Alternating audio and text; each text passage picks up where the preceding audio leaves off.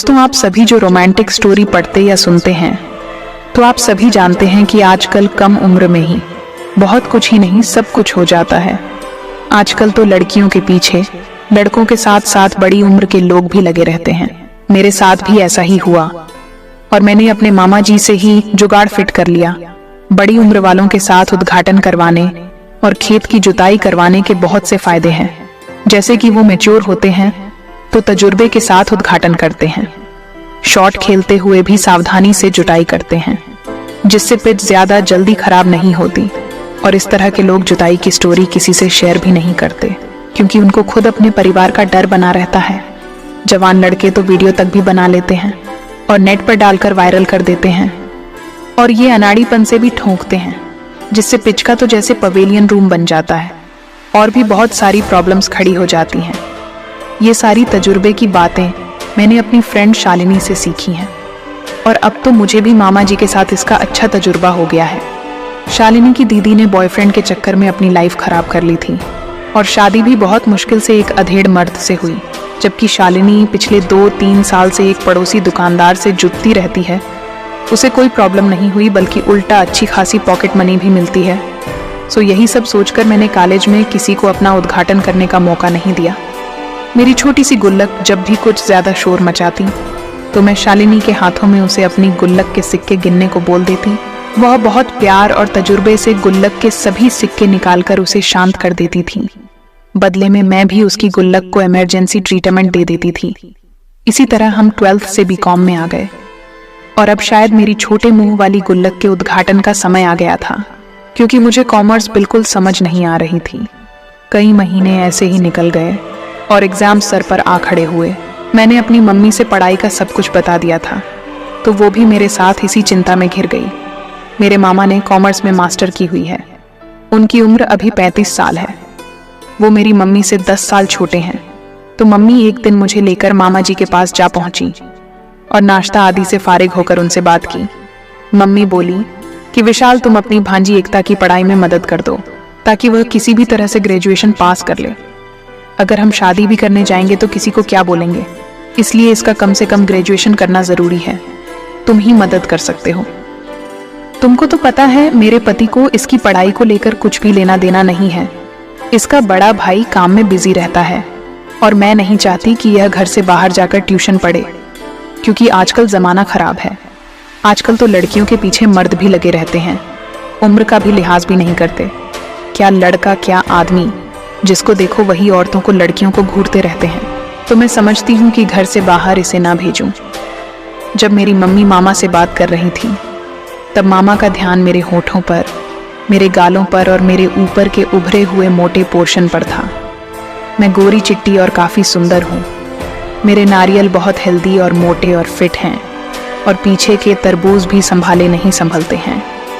सो उनकी नज़र मुझ पर ऐसे चिपक गई थी जैसे किसी ने एल्फी से चिपका दी हो। मुझे थोड़ा ठीक नहीं लग रहा था, इसलिए मैं अपना दुपट्टा सही करके अपने आगे वाले पोर्शन को ढकने लगी। तो मामा ने इशारे में कहा, देखो एकता, कुछ पाने के लिए कुछ खोना पड़ता है। अगर तुम चाहती है कि मैं बिना कुछ खोए सब कुछ पा जाऊं तो गलत सोच रही हो। तुमको पास होने के लिए काफी कुछ खोना पड़ेगा। उस समय उनका ध्यान पता नहीं कहां कहां जा रहा था, पर मैं समझ गई वह क्या कहना चाह रहे थे। फिर उन्होंने बात घुमाई और इस बात को मेरी मम्मी को समझाया। देखो दीदी जी, इसको मेहनत करनी पड़ेगी, घूमना फिरना बंद करना पड़ेगा, मोबाइल टीवी से थोड़ा दूर रहना पड़ेगा। इसीलिए मैंने कहा कुछ पाने के लिए कुछ खोना पड़ता है। मम्मी तो कुछ और ही समझी। मम्मी को लगा मामा बड़ी अच्छी बात बोल रहे हैं, और मुझे पता था कि वह क्या खोने की बात कर रहे थे। उनकी निगाहें मेरी तनी हुई पहाड़ी चोटियों की तरफ थी। दोस्तों, मैं भी कम नहीं हूँ। मैं भी स्वभाव से काफी ज्यादा मस्त हूँ, दिखने में भी बहुत ज्यादा खूबसूरत लगती हूँ। मामा जी चाहते थे कि मैं उनके साथ मस्ती से भरा कबड्डी का गुत्थम गुत्थी वाला खेल खेलूं। वह मुझ पर फिदा हो गए थे। मैं इससे पहले कई बार मस्त वाला हल्का फुल्का खेल शालिनी के साथ खेल चुकी थी। मुझे इस बात का कोई ज्यादा डर भी नहीं था, क्योंकि वो बहुत सावधानी से कबड्डी खेलने वाले तजुर्बेकार खिलाड़ी थे। मुझे तो बहुत पसंद था मस्त वाला कबड्डी खेल, और मुझे तो सोचकर ही बहुत मजा आता था। आखिर कब तक शालिनी से पिच के ऊपर ऊपर ही बैटिंग करवाती रहती। मम्मी और मामा जी की बात फाइनल हो गई और उन्होंने सैटरडे और संडे को अपने पास बुलाया। सैटरडे संडे को मामा जी की पत्नी मेरी मामी घर पर नहीं रहती थी। वह एक आशा हैं तो पोलियो ड्रॉप्स और टीकाकरण में पूरा दिन बाहर रहती हैं और उनके बच्चे अपनी नानी के चले जाते थे। तो फ्रेंड्स, मैं सैटरडे को उनके यहाँ पहुँच गई। उस दिन मैंने खुले गले का टॉप्स पहना था ताकि मेरे दोनों नारियल मामा जी को अच्छे से दिखाई दे, क्योंकि औरत के पास एक यही गहना होता है जिसको दिखाकर वह किसी को भी अपनी तरफ आकर्षित कर सकती है और मनचाहा काम करवा सकती है। मम्मी मुझे गेट पर ही छोड़कर घर चली गई और मैं अंदर आ गई।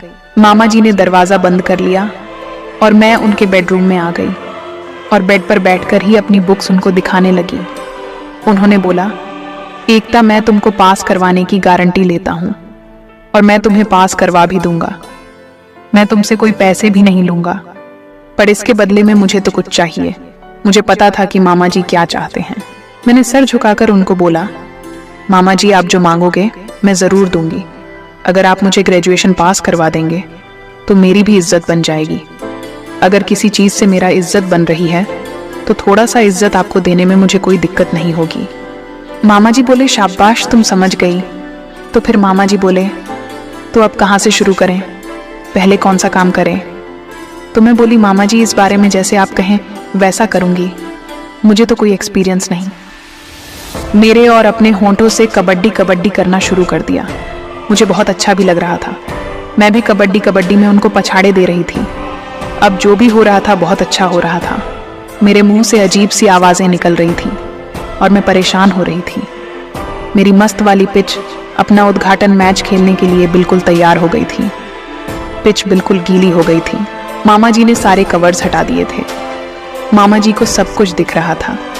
मामा जी मस्त वाली छोटे सुराख की गुल्लक देखकर बहुत खुश हुए। एकता, तेरी पिच तो एकदम मस्त और बिल्कुल अनछुई है। आज मैं इस पिच का उद्घाटन करूंगा और इस पर जी भरकर बल्लेबाजी करूंगा। मैंने सुबह ही अपनी मादक सुगंधित चिड़िया को बालों पर से साफ किया था। मामा जी मेरा गोरा क्लीन ग्राउंड देखकर आहें भरने लगे। वह बोले, कमाल की है एकता, तू तो आज मुझे जन्नत मिलने वाली है। कब से मैं तुम्हारे साथ मस्त वाला मैच खेलना चाहता था। रात को न जाने यही सोचकर तेरी मामी के साथ क्या क्या करता था। तो मैं बोली, अब आपको यह सब करने की ज़रूरत नहीं है। अब मैं आपको मिल गई हूँ। सैटरडे संडे, इसके लिए हम दोनों 1 घंटा रखेंगे। पढ़ाई भी ज़रूरी है और अच्छी फसल के लिए खेत की जुताई भी ज़रूरी है। वह बोले, ठीक है, मैं तुम्हारा समय भी बर्बाद नहीं करूँगा। मुझे तुम्हें पास भी तो करवाना है और तुम्हें खुश भी रखना है। सबसे अच्छी बात तो हम दोनों के बीच में यही थी कि हम दोनों एक दूसरे का केयर कर रहे थे, एक दूसरे की भावनाओं को समझ रहे थे, एक दूसरे की हेल्प भी कर रहे थे। अगर 2 घंटे खेती की जुताई और सिंचाई और 4 घंटे पढ़ाई कर लेंगे तो कोई दिक्कत नहीं आएगी। दोस्तों, उन्होंने एक जंगली शेरनी को जगा दिया था। उन्होंने पहले अपने गन्ने का रस काफ़ी देर तक पिलाया। मैं भी गन्ने चूसने की शौकीन थी तो काफ़ी देर तक मैंने गन्ना चूसा। गन्ने के ताज़ा जूस में भरपूर मात्रा में विटामिन्स, मिनरल्स और कैल्शियम होता है, तो मैंने जी भर के पिया। मामा जी ने भी उसके बाद मेरी नाशपाती के जूस को खूब निचोड़ निचोड़ कर पिया। मामा जी थोड़ी देर बाद फिर से रेडी हो गए थे, क्योंकि मैंने उनके खेत में बहुत प्यार से सहलाई की थी और उनकी ट्यूबवेल को होंठों से रोपाई करती रही थी। रेडी होते ही अब देर ना करते हुए उन्होंने मेरी लहलहाती खेती में हल रखा और अपने बैल को दौड़ने के लिए हाँक दिया। सिंचाई की वजह से खेत में पानी पानी था, तो हल चलाने में उनको तो मुश्किल ना हुई, लेकिन पहली बार की जुताई ने मेरी पिच की क्रीज ने जैसे दम तोड़कर खून ठूक दिया। लेकिन उन्होंने बहुत तजुर्बे और प्यार से संभाल लिया। पहले पहल का दर्द 5-6 मिनट तक रहा, फिर तो पिच पर रन दौड़ने का मुकाबला चल पड़ा। कभी वो ऊपर आकर बॉलिंग करते, कभी मैं ऊपर आकर अपनी बॉलिंग से उनके स्टंप उड़ा देती। उसने भी कोई कसर नहीं छोड़ी थी। शायद मुझे एक जवान लड़के से यह सब ऐसे नहीं मिल पाता। लड़के तो अंधाधुंध बिना सामने वाले की परवाह किए बाउंसर मारते हैं, जिससे दर्द के साथ ग्राउंड और पिच भी जल्दी पुरानी हो जाती है। फिर आधा घंटा खेलकर हम आउट हो गए थे। फिर हमने ऐसे ही बिना कवर के 2 घंटे पढ़ाई की। मेरे फर्स्ट टाइम के मैच ने मुझे जैसे मदहोश सा कर दिया था। पढ़ाई करते हुए भी मेरी कोल्ड ड्रिंक उछल रही थी तो वो बार बार पिच की क्रीज पर आते और कोल्ड ड्रिंक की छलकती बूंदों का स्वाद लेते रहे। अच्छे से पढ़ाई करने के बाद हमने 40 मिनट का एक और गेम किया और फिर मैं घर आ गई। मैंने ये सब शालिनी को बताया तो उसने भी मामा जी से ट्यूशन पढ़ने की इच्छा जताई और मामा जी हम दोनों को साथ पढ़ाने पर दिल से राजी हो गए। उन मैचों की स्टोरी अगली बार बताऊंगी। ये स्टोरी आपको कैसी लगी ज़रूर बताना और चैनल ज़रूर से सब्सक्राइब कर लेना। साथ ही वीडियो लाइक करके अपनी राय भी बताना। गुड बाय, मिलती हूँ जल्दी।